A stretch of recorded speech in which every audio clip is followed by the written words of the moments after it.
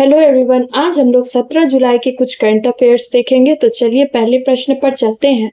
हाल ही में भारत का दूसरा सबसे लंबा केबल स्टेड ब्रिज कहाँ खुला है?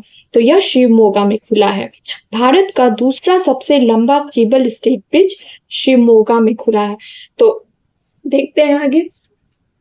केंद्रीय मंत्री नितिन गडकरी ने 16 जुलाई 2025 को कर्नाटक के शिवमोगा जिले में शरावती बैक वाटर पर बने सिंगदूर ब्रिज का उद्घाटन किया है। सिंगदूर ब्रिज नाम याद रखेंगे। यह पुल देश का सबसे लंबा केबल ब्रिज है जिसकी लंबाई 2.44 किलोमीटर है। आगे यह सागर शहर को प्रसिद्ध चौंदेश्वरी मंदिर वाले सिंगदूर से जोड़ेगा, जिससे क्षेत्र में सड़क संपर्क और तीर्थ यात्रियों के लिए पहुंच में सुधार होगी।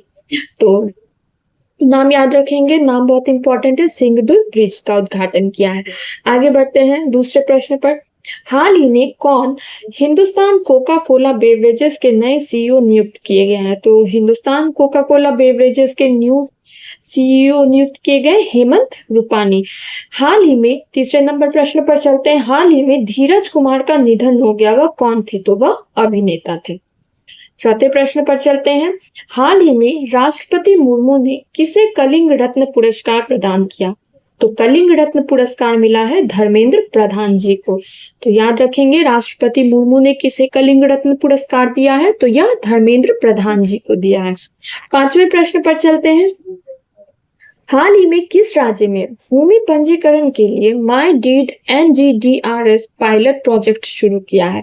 तो भूमि पंजीकरण के लिए शुरू किया हिमाचल प्रदेश में माई डीड NGDRS। तो इसका उद्देश्य भूमि पंजीकरण प्रक्रिया को आधुनिक बनाना, भूमि संबंधी कार्यों में पारदर्शिता बढ़ाना और यह राज्य की पेपर और कैशलेस शासन प्रणाली की दिशा में एक महत्वपूर्ण प्रयास है।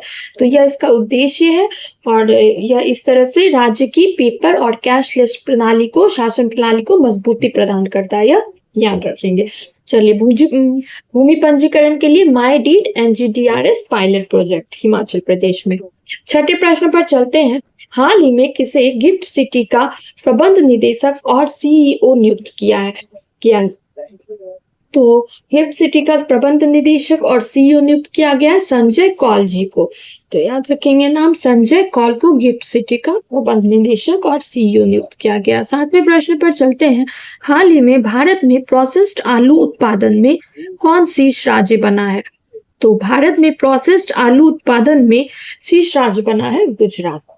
हाल ही में आठवें प्रश्न पर, हाल ही में बेहदेनखलम महोत्सव कहाँ बनाया गया है? तो नाम थोड़ा लंबा है, याद रखेंगे। बेहदेनखलम महोत्सव मनाया गया है मेघालय में।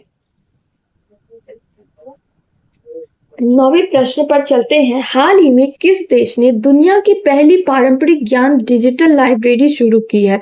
तो दुनिया की पहली पारंपरिक ज्ञान डिजिटल लाइब्रेरी शुरू की है भारत ने।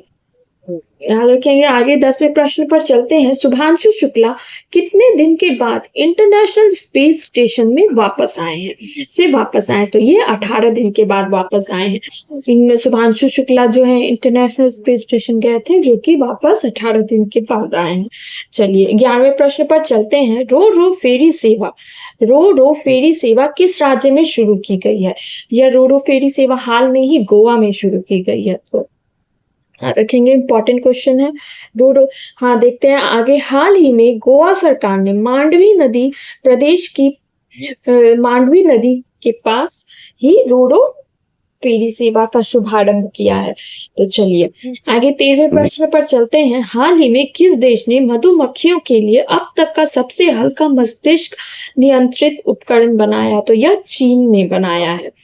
तो मधुमक्खियों के लिए सबसे हल्का मस्तिष्क नियंत्रण उपकरण चीन ने बनाया है।